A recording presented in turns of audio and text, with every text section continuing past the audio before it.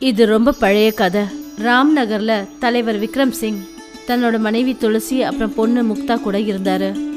முக்தா பார்க்க ரொம்ப அழகா இருப்பா. அவளுடைய அழகை பத்தி தான் அவங்க காலேஜ்ல எல்லாருமே பேசிப்பாங்க. முக்தா எந்த அளவுக்கு அழகோ அந்த அளவுக்கு புத்திசாலியும் கூட. அவளோட படிப்பு முடிஞ்சிடுச்சு. முக்தாவுக்கு சின்ன வயசுல இருந்தே இயற்கைன்னா ரொம்ப பிடிக்கும். இப்போ இவளுக்கு தகுந்த மாதிரி ஏதாவது ஒரு வரம் பார்க்கணும். முதல்ல அவளுக்கு காட்டுல இருந்து விடுதலை கிடைக்கணுமே. முக்தா தன்னோட ஊர்ல அக்கம் பக்கத்துல இருக்கிற காட்டுல அருவி, நதி, அப்புறம் அங்க இருக்கிற பறவைகள், மிருகங்களை அவளுக்கு ரொம்ப பிடிக்கும். ஆனா அவ வயசு பொண்ணுங்க எல்லாம் தன்னை அழகுபடுத்திக்கிறதுல தான் கவனத்தை செலுத்துவாங்க. ஆனா முக்தா காலங்காத்தாலேயே அவளோட வண்டியை எடுத்துக்கிட்டு சிட்டியை விட்டு ரொம்ப தூரம் போயிடுவா. அப்புறம் நதிக்கரையில உட்காந்துக்கிட்டு அப்புறம் நதியில இருக்கிற மற்ற உயிரினங்களை ரொம்ப கவனமா பார்த்து ரசிச்சுக்கிட்டு இருப்பா. அப்புறம் அங்கிருந்து எழுந்து கொஞ்சம் தூரம் நடந்து போனா மலைக்கு நடுவுல கொட்டிட்டு இருக்கிற அருவி கிட்ட போய் உட்காந்துடுவா. அங்க அவளுக்கு விதவிதமான மரங்கள், பூக்கள், அப்புறம் செடிகளை பார்த்து பார்த்து எவ்வளோ நேரம் போகும்னு அவளுக்கே தெரியாது. அங்க உட்காந்து இங்க அங்கேன்னு ஓடிட்டு இருக்கிற ஜோடி முயல்களை பார்த்து ரொம்ப சந்தோஷப்படுவா. அப்புறம் கொட்டுற அருவில விழுந்து விளையாடிட்டு இருப்பா. இப்படி செய்யறதுனால 4-5 மணி நேரம் அவ எப்படிதான் கழிக்கிறான்னு அவளுக்கே தெரியாம போயிடும்.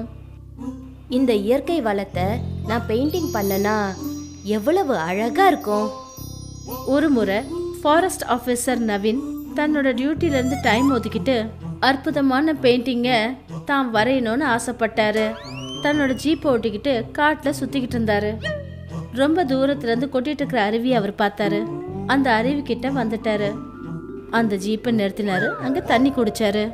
அப்பதான் திடீர்னு அவரு முக்தாவை பார்த்தாரு. இதை விட அற்புதமான காட்சி வேற என்ன இருக்க போகுது?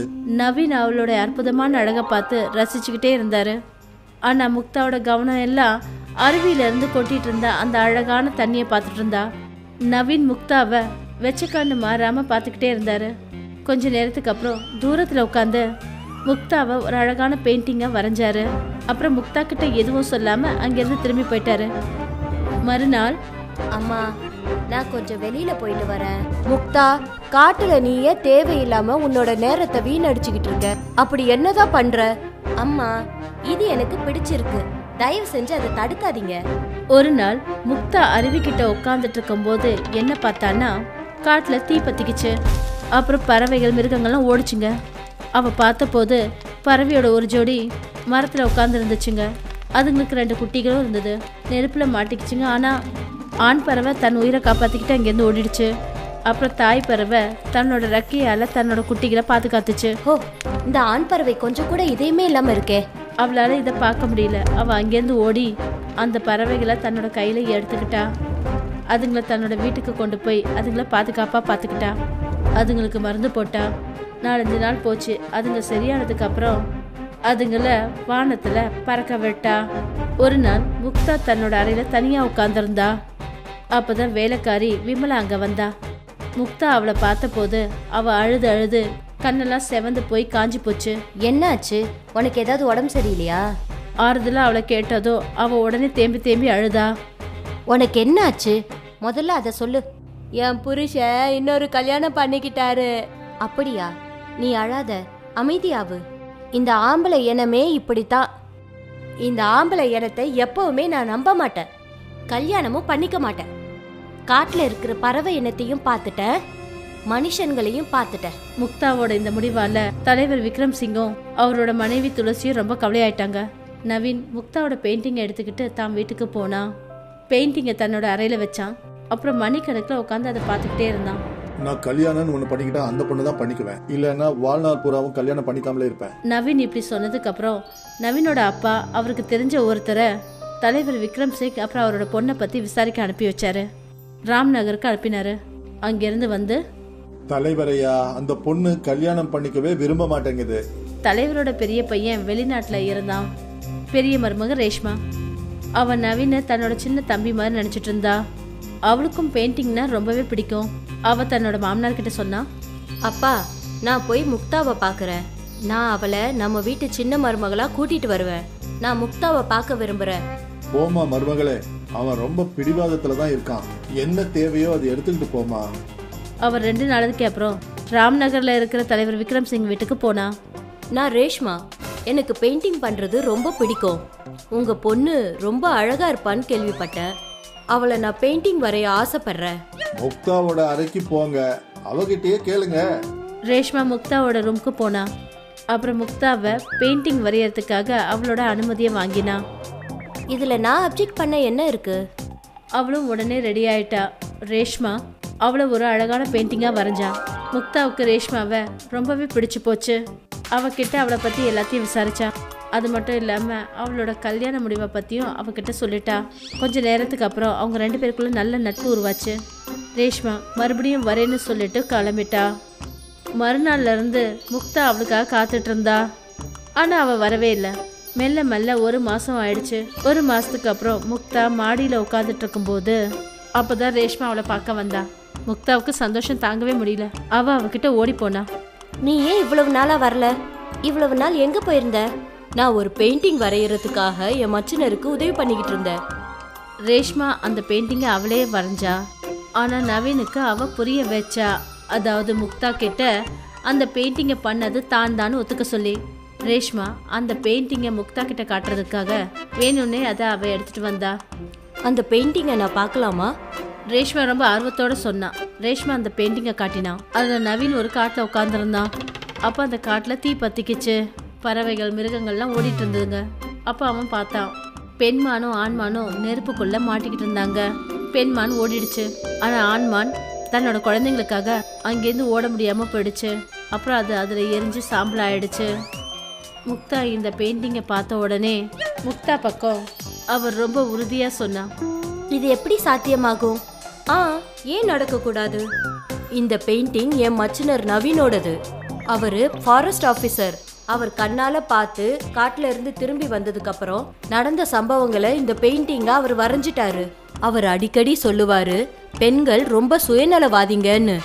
நான் உங்க மச்சினரை பார்க்க விரும்புறேன். நான் அடுத்த வாரம் என்னோட மச்சினரை கூட கூட்டிட்டு வரேன். ரேஷ்மா வாக்கு கொடுத்துட்டு அங்கேருந்து போனா. முக்தா அவளுக்காக காத்துட்டு இருந்தா. அண்ணியும் மச்சினரும் அவங்க வீட்டுக்கு வந்தாங்க. தலைவர் அவங்க 2 பேரையும் நல்லபடியா வரவேற்றாரு. இந்த பெயிண்டிங்ல நீங்க வரைஞ்சிருக்கிறீங்களே, அதெல்லாம் உண்மையா?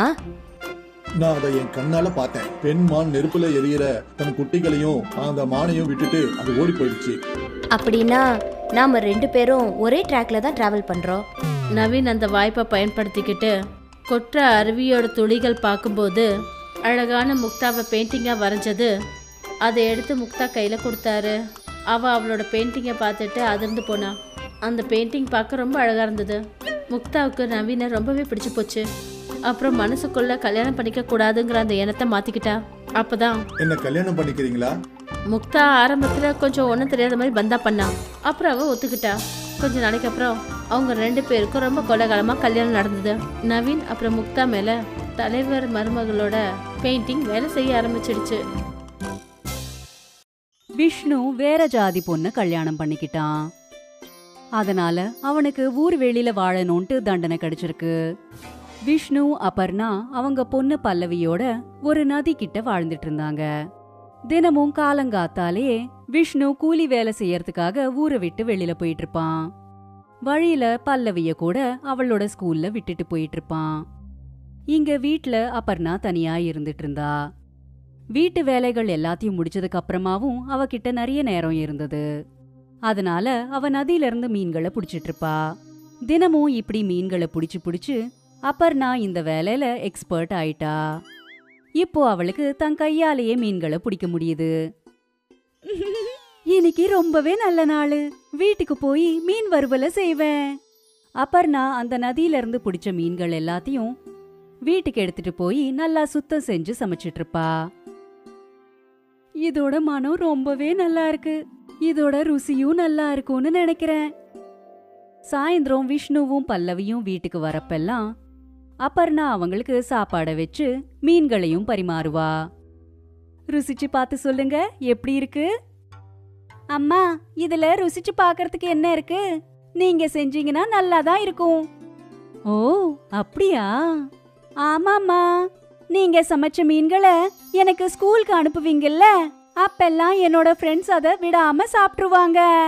உங்க அம்மா ரொம்ப நல்லா மீனை சமைக்கிறாங்கன்னு அவங்க சொல்லிக்கிட்டே இருப்பாங்கம்மா. நல்ல விஷயம். ஆமா ஆமா, உன்ன மாதிரி யாருமே மீன் குழம்பு வைக்கவே முடியாது. நான் அடிச்சு சொல்றேன். மீன்கள்னு சொன்னதுமே எனக்கு ஒரு விஷயம் தோணிச்சு. நான் நிறைய மீன்களை பிடிச்சு அதை மார்க்கெட்ல விக்கலான்னு இருக்கேன். அதால எனக்கு கொஞ்சம் காசும் கிடைக்கும். நீ விக்கலாம். நீதான் நல்லா மீன் பிடிப்பல்ல. அப்போ நாளையில இருந்தே வேலைய ஆரம்பிக்கிறேன். அடுத்த நாள் அபர்ணா நிறைய மீன்களை பிடிச்சா. அப்புறம் அந்த மீன்களை எல்லாத்தையும் ஒரு கூடையில போட்டுக்கிட்டு மார்க்கெட்டுக்கு போனா. நல்ல நல்ல மீன்கள், இன்னைக்குதான் நதியில இருந்து பிடிச்ச மீன்கள். நல்ல தண்ணியில இருந்து எடுத்த மீன்களா? இல்லக்கா, இதெல்லாம் நதியில இருந்து எடுத்துட்டு வந்த மீன்கள். இல்ல இல்ல, எனக்கு வேண்டாம். நிறைய பேரு அபர்ணா கிட்ட மீன்களை பார்க்க வந்தாங்க. ஆனா சில பேரு தான் மீன்களை வாங்கினாங்க. இத பார்த்து அபர்ணா நொந்துட்டா. பரவாயில்ல, இன்னைக்கு முதல் நாள் இல்லையா, ஒரு சில நாட்களுக்கு அப்புறம் என்னோட மீன்கள் வித்து போகலாம். அபர்ணா அவளுக்கு அவளே திருப்திப்படுத்திக்கிட்டா. அப்புறம் கூடையை எடுத்துக்கிட்டு வீட்டுக்கு கிளம்பிட்டா. அடுத்த நாள் கூட அபர்ணா நல்ல நல்ல மீன்களை பிடிச்சா. அப்புறம் அதை விக்கிறதுக்கு மார்க்கெட்டுக்கு போனா. மீனை வாங்கிக்கோங்க, நல்ல நல்ல மீன்கள். இன்னைக்கும் அதே நிலைமைதான், மீன்கள் வித்தே போகல. இதே போல நிறைய நாட்கள் நடந்தது. இப்போ அபர்ணா நொந்து போய் வருத்தப்பட்டுட்டு இருந்தா. அவ மீன்களால நிறைஞ்ச கூடைய தூக்கிக்கிட்டு வீட்டுக்கு வந்தா. ரொம்பவே சோகமா சமையல செஞ்சா. விஷ்ணு வீட்டுக்கு வந்தப்போ அபர்ணாவோட மூட் நல்லாவே இல்லைன்னு அவனுக்கு புரிஞ்சு போச்சு. என்ன ஆச்சு அபர்ணா? மீன்களை வித்து கொஞ்சம் காசு சம்பாதிக்கலான்னு நினைச்சேன். ஆனா யாருமே என்னோட மீன்களை வாங்க மாட்டேங்கிறாங்க. நீ மீன் விக்கிறதுக்கு பதிலா மீன் குழம்பு வைக்கலாம்ல? எல்லாருமே வாங்குவாங்க. என்னங்க நீங்க கேலி பண்ணிட்டு இருக்கீங்களா? அட இல்ல இல்ல, நான் நிஜமாதான் சொல்றேன். நீ வைக்கிற இந்த மீன் குழம்பு ரொம்ப ரொம்ப ருசியா இருக்கும். எப்படி இருந்தாலும் மீனை நீதானே பிடிக்கிற, அதனால கம்மி ரேட்டுக்கு நீ விக்கலாம். ஒரு வாட்டி யோசிச்சு பாரு. விஷ்ணு இப்படி சொல்லிட்டு வீட்டை விட்டு வெளியில போனா. இப்போ அபர்ணா விஷ்ணு சொன்னதை பத்தி யோசிச்சுக்கிட்டே இருந்தா. எல்லாருமே என்னோட மீன் கறிய புகழ்ந்துகிட்டே இருப்பாங்க.